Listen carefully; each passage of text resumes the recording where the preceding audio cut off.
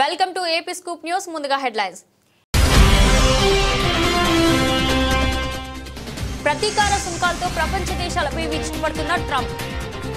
తాజాగా మరోసారి సంచలన నిర్ణయం.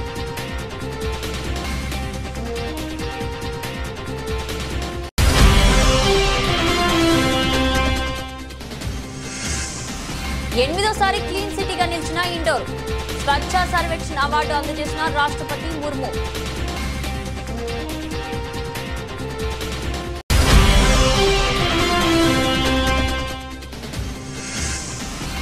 నూట 25 యూనిట్ల వరకు ఉచిత విద్యుత్.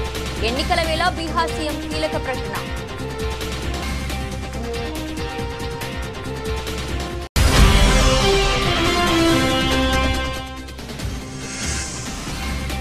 సమస్య కనుక్కొని సైకిల్ కొనిచ్చిన కేంద్ర మంత్రి బండి సంజయ్.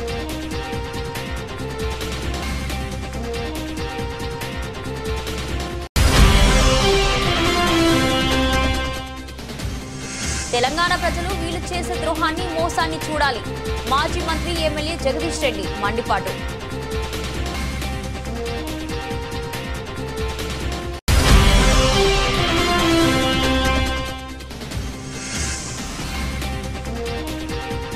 ప్రతిభా అవకాశాలకు కేంద్రంగా ఏపీ సీఎం చంద్రబాబు.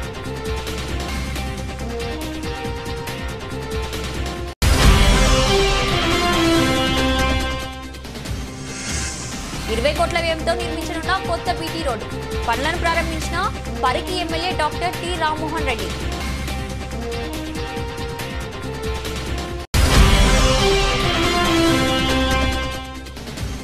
కృష్ణా గోదావరి నదులపై ప్రాజెక్టుల విషయంలో తెలంగాణ ప్రయోజనాలను కాపాడాలి. రాష్ట్ర నీటిపారుదల శాఖ మంత్రి ఉత్తమ్ కుమార్ రెడ్డి.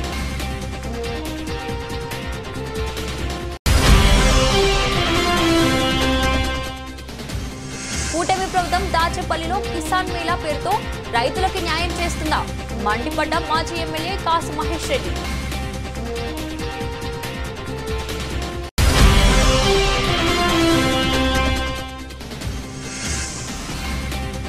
వణకచర్ల అంశంపై రాష్ట్ర ప్రభుత్వం మేకపోతు గాంభీర్యం ప్రదర్శించింది. ఎమ్మెల్సీ కవిత విమర్శ. ప్రతీకార సుంకాలతో ప్రపంచ దేశాలపై విరుచుకుపడుతున్న అమెరికా అధ్యక్షుడు డొనాల్డ్ ట్రంప్ మరోసారి సంచలన నిర్ణయం తీసుకున్నారు. 150కి పైగా దేశాలపై 10 లేదా 15% సుంకాలు విధించినట్లు ప్రకటించారు. ఈ మేరకు ఆయా దేశాలకు సుంకాల రేట్లు తెలియజేస్తూ లేఖలు పంపనున్నట్లు వెల్లడించారు. 150కి పైగా దేశాలకు నోటీసులు పంపించనున్నామని, అందులోనే సుంకం రేటు పేర్కొంటామని చెప్పారు. ఈ దేశాలన్నింటికీ ఒకే విధంగా సుంకాలు ఉంటాయని వ్యాఖ్యానించారు. అవన్నీ పెద్ద దేశాలు కాదని, తమతో అంతగా వ్యాపారం చేయవని పేర్కొన్నారు. ఈ సుంకాలు 10 లేదా 15% ఉంటే అవకాశం ఉందని చెప్పారు. మరోవైపు రష్యాతో వాణిజ్య దేశాలపై 500% సుంకాలు విధిస్తామని అమెరికా ప్రకటించిన విషయం తెలిసిందే. ఇందులో భాగంగా ఓ బిల్లును కూడా తీసుకురానున్నట్లు రిపబ్లికన్ సెనేటర్ లిండ్సీ గ్రాహం ఇటీవల తెలిపారు. ఇదే విధమైన ప్రకటన NATO secretary general Mark Rutte చేశారు. రష్యాతో వ్యాపారం కొనసాగించే దేశాలు ఆర్థికపరమైన ఆంక్షలను ఎదుర్కోవాల్సి వస్తుందని భారత్, చైనా, బ్రెజిల్ను హెచ్చరించారు. రష్యా నుంచి చమురు, సహజ వాయువు దిగుమతి చేసుకుంటున్న దేశాలపై అదనంగా 100% ఆంక్షలు విధిస్తామని ఆయన హెచ్చరించారు. మీరు భారత ప్రధాని అయినా, చైనా అధ్యక్షుడైనా లేక బ్రెజిల్ అధ్యక్షుడైనా రష్యాతో వాణిజ్యం ఇంకా కొనసాగిస్తూ వారి చమురు, గ్యాస్ ని కొనుగోలు చేస్తుంటే మీపై అదనంగా 100% ఆంక్షలు విధిస్తాను అంటూ రూట్ ప్రకటించారు. రష్యా ఉక్రెయిన్ యుద్ధంపై అమెరికా అధ్యక్షుడు డొనాల్డ్ ట్రంప్ వైఖరి మారిన నేపథ్యంలో నాటో ప్రధాన కార్యదర్శి నుంచి ఈ హెచ్చరికలు జారీ కావడం గమనార్హం. ఈ 3 దేశాల నాయకులు శాంతి చర్చలపై దృష్టి కేంద్రీకరించాలని రష్యా అధ్యక్షుడు పుతిన్ పై ఒత్తిడి తీసుకురావాలని ఆయన తాను చేస్తున్న హెచ్చరికను ఈ 3 దేశాల నాయకులు పరిగణలోకి తీసుకోని పక్షంలో తీవ్రంగా నష్టపోతారని కూడా ఆయన హెచ్చరించారు. శాంతి చర్చలకు కట్టుబడి ఉండాలని, పుతిన్ ని ప్రత్యక్షంగా పిలుపునివ్వాలని 3 దేశాల నాయకులను ఆయన కోరారు. శాంతి చర్చలను సీరియస్ గా తీసుకోవాలని, పుతిన్ కి ఫోన్ చేసి నేరుగా చెప్పాలని ఆయన తెలిపారు. అలా చేయకపోతే భారత్, బ్రెజిల్, చైనా భారీ స్థాయిలో దెబ్బతింటాయని ఆయన చెప్పారు. కాగా అమెరికా అధ్యక్షుడు ట్రంప్ కూడా రష్యా నుంచి చమురు దిగుమతి చేసుకుంటున్న దేశాలపై భారీ స్థాయిలో సుంకాలు విధిస్తామని ఇటీవలే ప్రకటించారు. అంతేగాక ఉక్రెయిన్తో 50 రోజుల్లో కాల్పుల విరమణ ఒప్పందం చేసుకోకపోతే రష్యా ఎగుమతులపై 100% సుంకాలు విధిస్తామని కూడా ట్రంప్ హెచ్చరించారు. దేశంలోనే అత్యంత స్వచ్ఛమైన నగరంగా మధ్యప్రదేశ్ రాష్ట్రంలోని ఇండోర్ నగరం మరోసారి మొదటి స్థానంలో నిలిచింది. స్వచ్ఛ నగరాల జాబితాలో ఇండోర్ తొలి స్థానాన్ని కైవసం చేసుకుంది. ఇలా ఈ నగరం మొదటి స్థానంలో నిలవడం ఇది 8వ కావడం విశేషం. ఈ నేపథ్యంలో రాష్ట్రపతి ద్రౌపది ముర్ము ఇవాళ ఆ నగరానికి స్వచ్ఛ సర్వేక్షణ అవార్డును అందజేశారు. ఇక రెండో స్వచ్ఛమైన నగరంగా సూరత్, మూడో స్థానంలో ముంబై మహానగరం నిలిచింది. కేంద్ర ప్రభుత్వం వివిధ కేటగిరీలో స్వచ్ఛ సర్వేక్షణ్ అవార్డులు ఇటీవల ప్రకటించిన విషయం తెలిసిందే. స్వచ్ఛ సర్వేక్షణ్ 2024-25 అవార్డులను రాష్ట్రపతి ద్రౌపది ముర్ము ఇవాళ ప్రదానం చేశారు.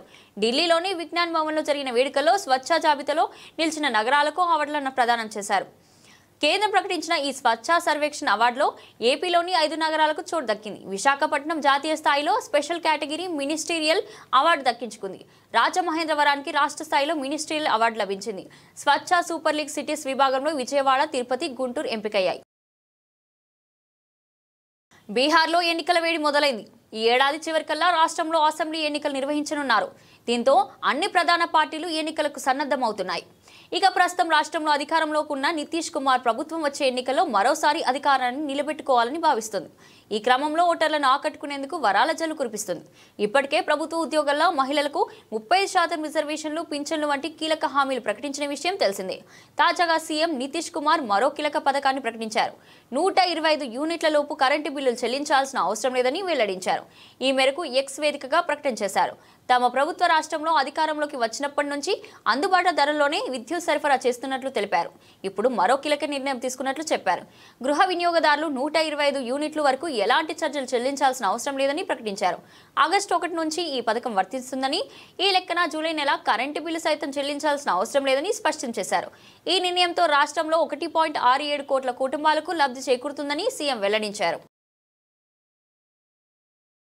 8వ తరగతి చదివే పిల్లోడు సైకిల్ కొనివ్వలేదని స్కూల్కి వెళ్ళనని అన్నాడు. నేను మనం దోస్తులం రాబాయ్ అని మాట్లాడి సమస్య కనుక్కొని సైకిల్ కొనిచ్చిన నెల కింద ఆ పిల్లోడు నాకు ఫోన్ చేసి, సార్ 10 నెలల నుండి రోజు స్కూల్కి వెళ్తున్నా, రోజు సైకిల్ తుడుస్తున్నా అని చెప్పాడు అని కేంద్ర మంత్రి బండి సంజయ్ అన్నారు. వాళ్ళ అమ్మ ఆ చిన్న బాబు 8th క్లాస్ బాబు కూర్చున్నాడు.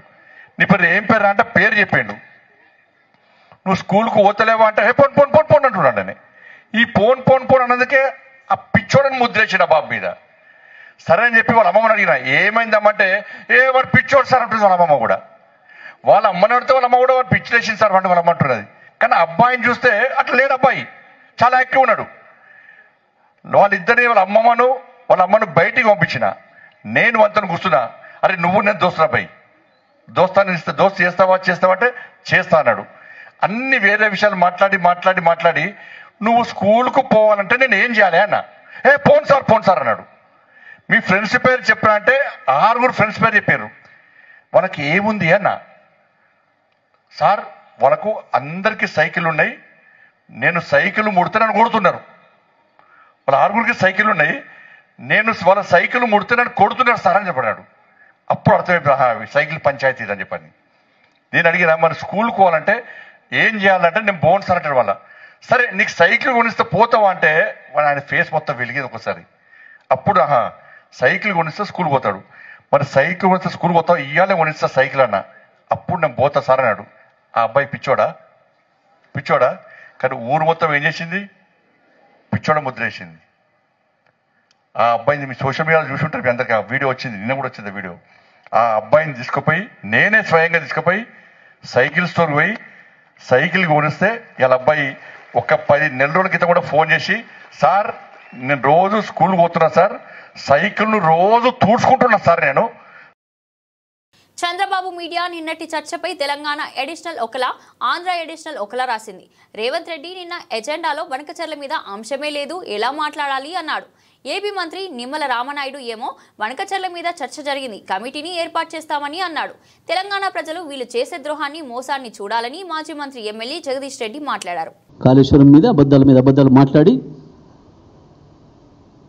కాళేశ్వరాన్ని ప్రారంభించకుండా చంద్రబాబు చెప్పిన డైరెక్షన్లో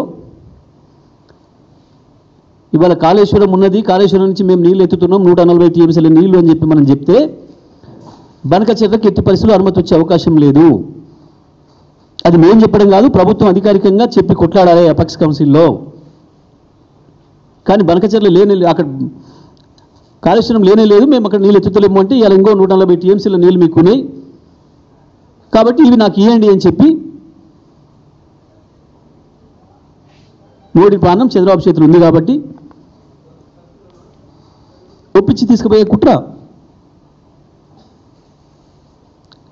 కాళేశ్వరాన్ని బండబెడుతుంది. అందుకే ఆనాడు కొద్ది రోజులు రాజకీయాల కొరకు చేసిండ్రు, అది కాస్త ఇవ్వాలని.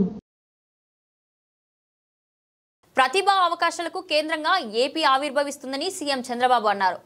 లింక్డ్ఇన్ తొలిసారి సిటీస్ ఆన్ ది రైస్ 2025 పేరుతో రూపొందించిన నివేదికలో ఉద్యోగాల కల్పన అసాధారణ స్థాయిలో వృద్ధి చెందుతున్న నగరాల్లో విశాఖపట్నం, విజయవాడ మొదటి 3 స్థానాలను దక్కించుకోవడంపై ఆయన ఎక్స్ వేదికగా హర్షం వ్యక్తం చేశారు. ఈ ర్యాంకులు రాష్ట్ర ప్రభుత్వం దూరదృష్టితో కూడిన నూతన పారిశ్రామిక విధానాల ప్రభావాన్ని ప్రతిబింబిస్తున్నాయని పేర్కొన్నారు.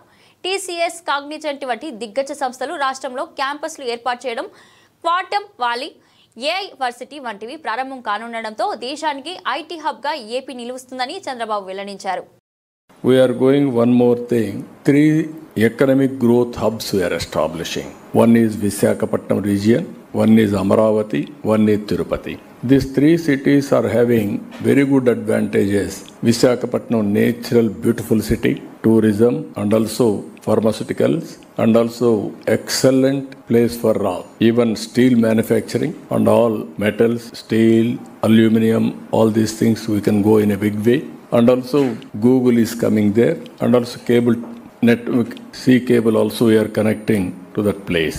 Amaravati, earlier I developed Hyderabad. Today, if you can see in India, best livable city is Hyderabad. That is a brownfield city. Now God has given me to develop one more city. That is Amaravati. It is a greenfield city. You can name afterwards. It will be futuristic city, best city in the world to live. Total green energy, all modern technologies, and also all services will be intact, and also district cooling. Even how we are taking gas, every home I am going to connect this cooling also. And also electricity, everybody is talking EV vehicles, everything. I am going one step ahead.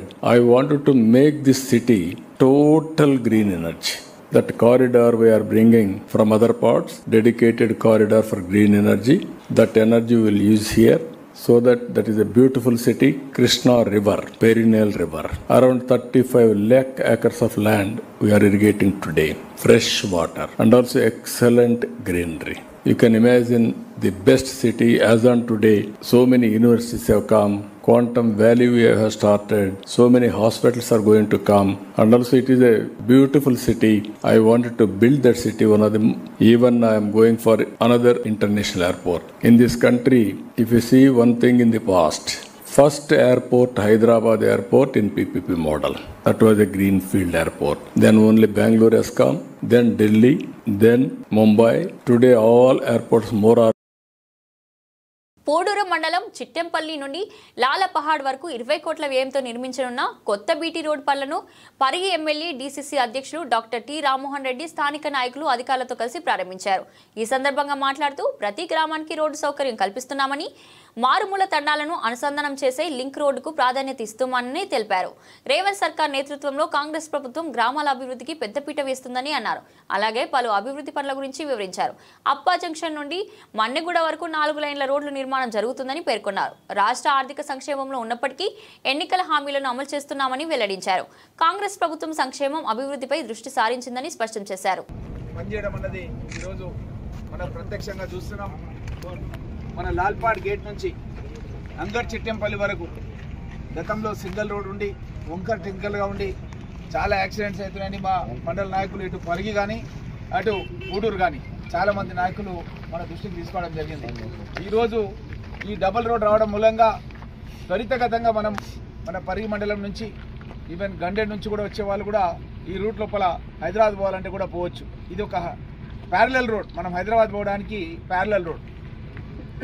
మన వెంకటరెడ్డిపల్లి నుంచి, మన మమదాబాద్ మండలం వెంకటరెడ్డిపల్లి నుంచి ఒక రోడ్ని develop చేయడానికి work out చేస్తున్నాం. ఆ రోడ్ను తీసుకొచ్చేసి చౌడాపూర్ వరకు తీసుకొచ్చేసి, చౌడాపూర్ నుంచి మన లాల్పాడ్ వరకు తీసుకొచ్చేసి, లాల్పాడ్ నుంచి కూడా కనెక్టింగ్ హైదరాబాద్ వరకు అంటే అంగడి చిట్టెంపల్లి వరకు కూడా డెవలప్ చేయడానికని ఒక ప్రణాళిక తయారు చేసినాం.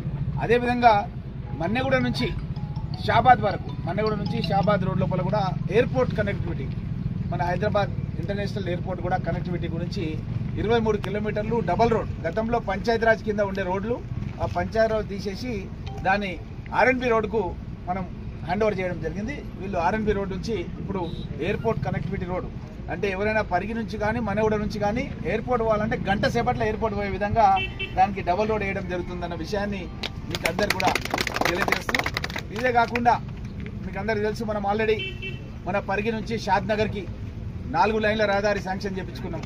అదేవిధంగా పరిగి నుంచి వికారాబాద్ కూడా 4 లైన్ల రహదారి శాంక్షన్ చేసుకోవడం జరిగింది.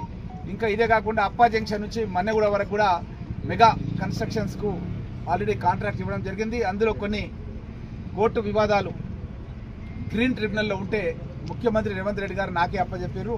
నేను దానికి సంబంధించిన ఎవరైతే కోర్టుల కేసు వేసారో వాళ్ళని పిలిపించి నా నివాసానికి మాట్లాడినాను. ఇంకొక మీటింగ్ నేను చేసేది వాళ్ళ. కృష్ణా గోదావరి నదులపై ప్రాజెక్టుల విషయంలో తెలంగాణ ప్రయోజనాలను కాపాడాలని రాష్ట్ర నీటిపారుదల శాఖ మంత్రి ఉత్తమ్ కుమార్ రెడ్డి అన్నారు.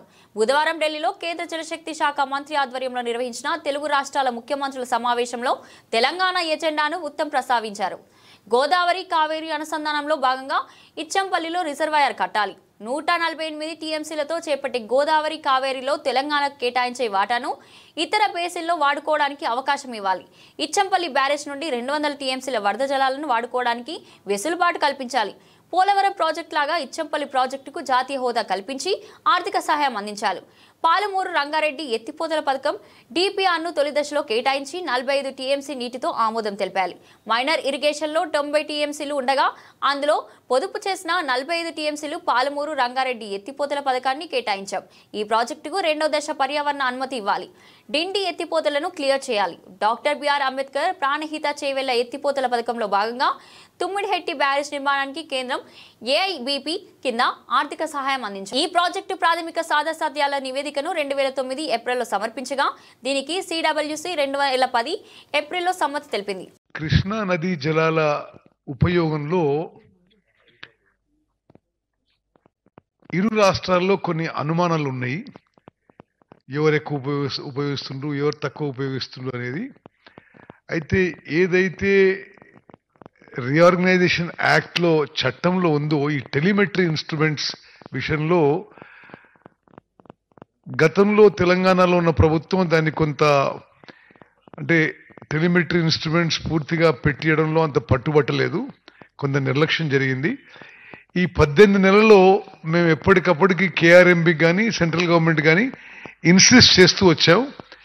ఈ టెలిమెట్రీ ఇన్స్ట్రుమెంట్స్ పెడితే కృష్ణా నదీ జలాల్లో ఏ రాష్ట్రం ఎంత ఉపయోగించబడుతుంది, ఏ కాలువలో ఎక్కడి నుంచి నీళ్లు పోతున్నాయని స్పష్టంగా ఉంటుందని చెప్పి, అయితే మేము అంటే ఒక అడుగు ముందుకేసి భారత ప్రభుత్వం కానీ ఆంధ్రప్రదేశ్ ప్రభుత్వం కానీ దానికి ఫండ్స్ ఇచ్చినా ఇవ్వకున్నా తెలంగాణ ప్రభుత్వమే మొత్తం దాన్ని అయ్యే నిధులు మేము కేటాయించుకొని అన్ని చోట్ల టెలిమెట్రీ ఇన్స్ట్రుమెంట్స్ పెట్టి ఒక సెంట్రలైజ్ పాయింట్లో కృష్ణా నదీ జలాలు ఎక్కడి నుంచి ఏడికి ఎక్కువ ఉపయోగపడుతున్నాయి, తక్కువ ఉపయోగపడుతున్నాయి అనే విషయాన్ని కొద్దిగా క్లారిటీ ఉండాలి అందరికీ అనే ఉద్దేశంతో మేము ఫాలోఅప్లో మరి ముఖ్యమంత్రి గారు నేను రిపీటెడ్గా ఫాలోఅప్లో ఉన్నాం.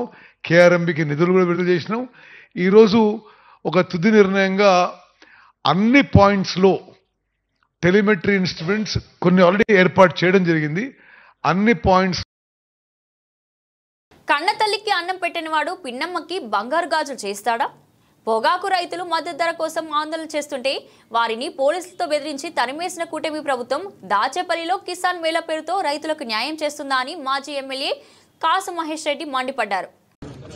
తెలుగుదేశం నాయకులు చేపట్టున్న కార్యక్రమాలు వింతగా ఉంటాయి.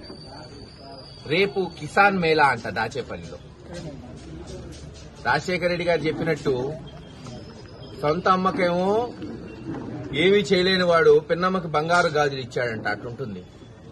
ఈ రోజు రైతులు బాబు మాకు మద్దతు ధర లేదు, పొగాకు రైతులు పాపం ఆందోళన చెందుతుంటే వాళ్ళ మీద పోలీసులు పెట్టి దాడి చేయించి వాళ్ళని నిర్బంధించి బెదిరించి కనీసం గిట్టుబాటు ధర లేకుండా తరిమేశారు. వీళ్లంట రేపు కిసాన్ మేళా పెట్టి రైతులకు న్యాయం చేస్తారంట.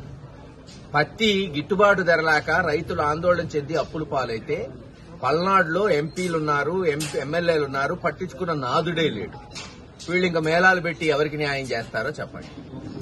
లేదు, అనేక చోట్ల చూస్తున్నాం. జగన్మోహన్ రెడ్డి గారు పొగాకు రైతుల కొరకు పొదిలిపోతే అక్కడ రైతుల మీద కేసులు, లేదు బంగారు పళ్ళెం పోతే అక్కడ కేసులు మామిడి రైతుల మీద. ఇలా ఎక్కడ రైతుల కొరకు వైఎస్ఆర్సీపీ పార్టీ నిరసన చేస్తుంటే మరి అక్కడ రైతుల మీద అక్రమంగా కేసులు పెట్టి వాళ్ళని బెదిరిస్తున్నారు. మరి దాచేపల్లిలో వీళ్ళు పెట్టే మేళా దేనికో ఎందుకో ఎవరికీ తెలియట్లా. కానీ ఒక్కటి చెప్తున్నా, దాచేపల్లిలో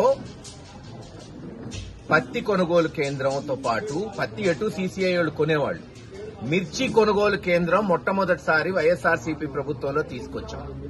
ఎలాగైతే గుంటూరు మార్కెట్ యార్డ్ లాగా దీన్ని అభివృద్ది చేయాలని మొదలైంది. 2 సంవత్సరాలు బాగానే కొనుగోలు జరిగినాయి. కానీ ఈ సంవత్సరం నుంచి దిక్కు మొక్కు లేదు. తక్షణమే నిధులు సేకరించి గుంటూరు మార్కెట్ యార్డ్కి దీటుగా నడికుడి మార్కెట్ యార్డ్ని. బనకచెర్ల అంశంపై రాష్ట్ర ప్రభుత్వం మేకపోతు గాంభీర్యం ప్రదర్శించిందని ఎమ్మెల్సీ కవిత విమర్శించారు. ఢిల్లీలో నదీ జలాలపై జరిగిన సమావేశంలో మొట్టమొదటిగా బనకచెర్లపైన చర్చ జరిగింది. సీఎం రేవంత్, మంత్రి ఉత్తమ్ కుమార్ సిగ్గు పౌరుషం లేకుండా అప్పడంగా గోదావరి జలాలను చంద్రబాబుకు గిఫ్ట్ ఇచ్చారు. బనకచెర్లతో తెలంగాణకు తీవ్ర నష్టమే. ఈ నిర్లక్ష్య వైఖరికి సీఎం రాజీనామా చేయాలని డిమాండ్ చేశారు. మంత్రి రేవంత్ రెడ్డి గారి ఆఫీస్ నుండి బాగా మేకపోతు గాంభీర్యాన్ని ప్రదర్శిస్తూ బనకచెర్ల ఇష్యూ చర్చకు వస్తే మేము పోమని చెప్పి లీక్లు ఇవ్వడం జరిగింది ముందు రోజు. కానీ తీరా తెల్లారి చూస్తే ఏమైందో ఏమో మరి చాలా సంబరంగా ఉత్తమ్ కుమార్ రెడ్డి గారు, రేవంత్ రెడ్డి గారు ఇద్దరు కూడా పోయి మరి చంద్రబాబు నాయుడు గారిని ఎదుర్కొని సన్మానం చేసి ఆ ఫోటోలు వీడియోలు చూస్తుంటే అయితే పండగ వాతావరణం కనబడ్డది. మరి అన్నీ చేసి కూర్చున్నారు. సరే మీటింగ్ పోయినరు. మీటింగ్ పోయినాక నేను మీ అందరికీ తెలిసి ఎప్పుడు కూడా సమాచారం లేకుండా మాట్లాడను, నిర్దిష్టమైనటువంటి ఆధారాలు లేకుండా మాట్లాడను. వీళ్ళు మీటింగ్కి పోయినరు, జలశక్తి మీటింగ్కి. మొట్టమొదటి అంశమే ఎజెండాలో బనకచెర్ల జరిగింది. అక్కడ మొట్టమొదటి అంశం బనకచెర్ల ఉంటే కూడా కనీసం పౌరుషం లేకుండా, సిగ్గు లేకుండా ముఖ్యమంత్రి గారు, మన ఇరిగేషన్ శాఖ మంత్రి గారు మీటింగ్ మొత్తం కూడా కూర్చొని అప్పనంగా గోదావరి జలాలని గిఫ్ట్ లెక్క చంద్రబాబు నాయుడు గారి చేతిలో పెట్టి రిటర్న్ రావడం జరిగింది. ఎంత దారుణం అంటే ఇది. ఈ బనకచెర్ల ప్రాజెక్టు కనుక జరిగితే గోదావరి జలాలలో తెలంగాణ యొక్క హక్కులు శాశ్వతంగా హరించిపోతాయి. ఈ విషయం తెలుసు, ముఖ్యమంత్రి గారికి తెలుసు, ఉత్తమ్ కుమార్ రెడ్డి గారికి తెలుసు. అయినా అటెండ్ అయినరు, అయినా పోయి ఉల్టా సన్మానాలు చేయించుకొని దండలేయించుకొని నీళ్లు అప్పనంగా అప్పచెప్పి వెనక్కి రావడం జరిగింది. నిజంగా ఎంత బాధ అనిపించిందంటే ఆడ చంద్రబాబు నాయుడు గారు సన్మానం చేస్తుంటే ముఖ్యమంత్రి గారి ముఖం ఆనందంతో వెలిగిపోతున్నది. కానీ నాకైతే బలిక బక్రాన్ చూసినట్టు అనిపించింది. కానీ ఇక్కడ బలయ్యేది ఎవరు? తెలంగాణ ప్రజలు. తెలంగాణ ప్రజల యొక్క హక్కులు, గోదావరి నదీ జలాల్లో శాశ్వతంగా హక్కులు కోల్పోతాం. ఇది వాస్తవం, ఇది జరిగింది అక్కడ. ఎందుకంటే ప్రెస్ ఇన్ఫర్మేషన్ బ్యూరో తెలుగులో ఒక ప్రెస్ నోట్ ఇచ్చింది, ఇంగ్లీష్లో ఒక ప్రెస్ నోట్ ఇచ్చింది. మరి వాళ్ళు పర్టికులర్గా చెప్పడం జరిగింది, ఎజెండాలో బనకచెర్ల ఇష్యూ చర్చించినాం, పవర్ పాయింట్ ప్రజెంటేషన్ కూడా ఇచ్చినాం అన్నటువంటి అంశం ప్రెస్ ఇన్ఫర్మేషన్ బ్యూరో చెప్పడం జరిగింది.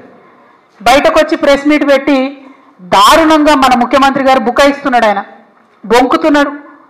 అరే జరగనే లేదు, వాళ్ళు అడిగితే కదా మేము కట్టేది. ఎంత దారుణం ఇది! ఇంత సిగ్గులేనితనం ఉంటుందా? ఇంత ఘోరం ఉంటుందా? ఇంత అన్యాయం ఉంటుందా? జరిగింది వాస్తవంగా అక్కడ అంతమంది సీనియర్ ఆంధ్ర. బంగారం మరింత చౌకైంది. గరిష్ట స్థాయి ధర చేరుకోవడంతో అమ్మకాలు పడిపోయి తీవ్ర ఇబ్బందులు ఎదుర్కొంటున్న సాకిస్టులు విక్రయాలకు మొగ్గు చూపడంతో దేశీయంగా ధరలు భారీగా పడిపోయాయి.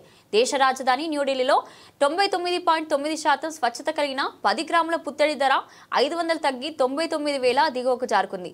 బులియన్ మార్కెట్ ముగిసే సమయానికి తులం ధర 98,870 వద్ద నిలిచింది. వరుసగా 2 రోజులుగా ధరలు తగ్గుతుండడం విశేషమని ఆల్ ఇండియా సరఫరా అసోసియేషన్ వెల్లడించింది. అలాగే 99.5% స్వచ్ఛత కలిగిన బంగారం ధర మరో 400 తగ్గి 98,400కు దిగొచ్చింది.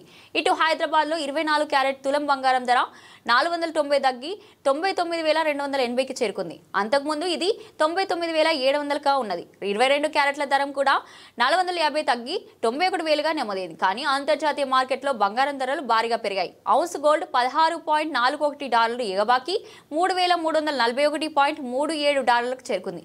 ప్రతీకార సుంకాల విధింపుపై అమెరికా అధ్యక్షుడు డొనాల్డ్ ట్రంప్ సిద్ధమవుతుండటంతో మదుపర్లు తమ పెట్టుబడులను సురక్షితమైన అతి విలువైన లోహపు వైపు మళ్లించడంతో గ్లోబల్ మార్కెట్లో వీటి ధరలు బలపడ్డాయని కోటక్ సెక్యూరిటీస్ వైస్ ప్రెసిడెంట్ కయాంత్ చైనావాలా తెలిపారు. బంగారంతో పాటు వెండి ధరలు భారీగా తగ్గాయి. పారిశ్రామిక వర్గాల నాణాల తయారీదారుల నుంచి డిమాండ్ పడిపోవడంతో కిలో వెండి ఏకంగా 1000 తగ్గింది. మంగళవారం 1.12 లక్షలుగా ఉన్న కిలో ధర ప్రస్తుతం 1.11 లక్షలకు తగ్గింది. ఈ వారంలోనే రికార్డు స్థాయి ధర 1.15 లక్షలు పలికిన విషయం తెలిసిందే. హైదరాబాద్లో కిలో వెండి 1000 తగ్గి 1.24 లక్షలకు తగ్గింది. వెస్టిండీస్ ఆల్రౌండర్ ఆండ్రీ రసెల్ అంతర్జాతీయ క్రికెట్కు రిటైర్మెంట్ ప్రకటించాడు. వెస్టిండీస్తో ఆస్ట్రేలియాతో స్వదేశంలో జరిగే 5 మ్యాచ్ల T20 సిరీస్లోని తొలి రౌండ్ మ్యాచ్లు చివరి మ్యాచ్లు కానున్నాయి. 37 ఏళ్ల రసెల్ 5 మ్యాచ్ల సిరీస్ కోసం జట్టులో చోటు దక్కించుకున్నాడు. జమైకాలోని సబీనా పార్క్లోని హోమ్ గ్రౌండ్లో జరిగే తొలి రౌండ్ మ్యాచ్లో ఆడి ఇంటర్నేషనల్ క్రికెట్కు వీడ్కోలు పలకనున్నాడు. విండీస్ క్రికెట్ రిటైర్మెంట్ను ధృవీకరిస్తూ పోస్ట్ చేసింది. దాని అర్థాన్ని పదాలు వివరించలేవు. వెస్టిండీస్కు ప్రాతినిధ్యం వహించడం నా జీవితంలో గర్వించదగ్గ విజయాలలో ఒకటి. నేను చిన్నప్పుడు ఈ స్థాయికి చేరుకుంటానని ఊహించలేదు. కానీ మీరు క్రీడను ఎంత ఎక్కువగా ఆడడం, ప్రేమించడం ప్రారంభిస్తే మీరు ఏమి సాధించగలరో మీరు గ్రహిస్తారు. ఇది నన్ను మెరుగ్గా మారడానికి ప్రేరేపించింది. ఎందుకంటే నేను మెరూన్ రంగులో ఒక ముద్ర వేయాలని, ఇతరులకు ప్రేరణగా మారాలని కోరుకున్నాను అని రసెల్ పేర్కొన్నారు. నేను వెస్టిండీస్ తరపున ఆడటం ఇష్టపడతాను. నా కుటుంబం, స్నేహితుల ముందు ఇంట్లో ఆడడం నాకు చాలా ఇష్టం. నా ప్రతిభను ప్రదర్శించడానికి, మరింత ఉత్తమ ప్రదర్శన ఇవ్వడానికి అవకాశం లభిస్తుంది. కరేబియన్ నుంచి వచ్చే తదుపరి తరం క్రికెటర్లకు రోల్ మోడల్ గా ఉంటూనే నా అంతర్జాతీయ కెరీర్ను ఉన్నతంగా ముగించాలనుకుంటున్నాను అని పేర్కొన్నారు. రసెల్ 2019 నుంచి T20 స్పెషలిస్ట్ ప్లేయర్ గా నిలిచాడు. వెస్టిండీస్ తరపున 84 T20 మ్యాచ్లు ఆడాడు. 22 సగటు 163.8 స్ట్రైక్ రేట్తో 1078 పరుగులు చేశాడు. ఇందులో 3 హాఫ్ సెంచరీలు ఉన్నాయి. అతని అత్యుత్తమ స్కోరు 71 పరుగులు. 30.59 సగటుతో 61 వికెట్లు తీసుకోగా అత్యుత్తమ బౌలింగ్ గుణాంకాలు 3/19 వచ్చే ఏడాది భారత్ శ్రీలంక ఆతిథ్యం ఇవ్వనున్న ICC T20 ప్రపంచ కప్కు 7 నెలల ముందు రసెల్ రిటైర్మెంట్ ప్రకటించాడు. బులెటిన్ ముగించే ముందు హెడ్లైన్స్ మరోసారి. ప్రతీకార సుంకాలతో ప్రపంచ దేశాలపై విరుచుకుపడుతున్న ట్రంప్. తాజాగా మరోసారి సంచలన నిర్ణయం.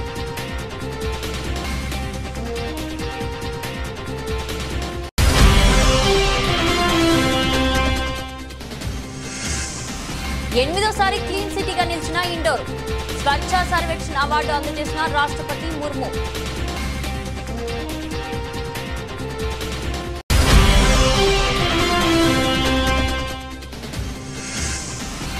$125 యూనిట్ల వరకు ఉచిత విద్యుత్. ఎన్నికల వేళ బీహార్ సీఎం కీలక ప్రకటన.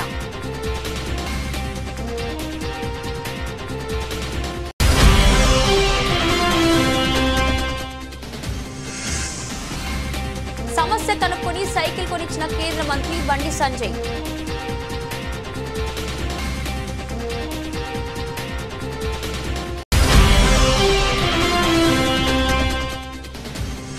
తెలంగాణ ప్రజలు వీళ్ళు చేసే ద్రోహాన్ని, మోసాన్ని చూడాలి. మాజీ మంత్రి ఎమ్మెల్యే జగదీష్ రెడ్డి మండిపాటు.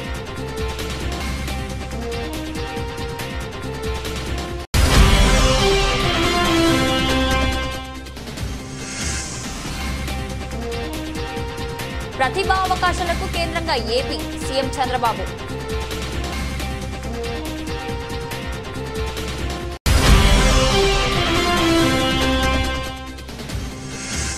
₹20 కోట్ల వ్యయంతో నిర్మించనున్న కొత్త బీటీ రోడ్డు. పనులను ప్రారంభించిన Parigi MLA doctor T Rammohan Reddy.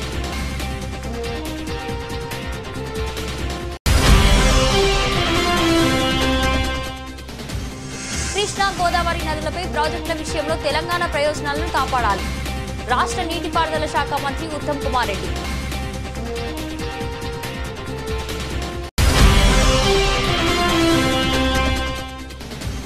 కూటమి ప్రభుత్వం దాచేపల్లిలో కిసాన్ మేళా పేరుతో రైతులకు న్యాయం చేస్తుందా? మండిపడ్డ మాజీ ఎమ్మెల్యే కాసు మహేష్ రెడ్డి.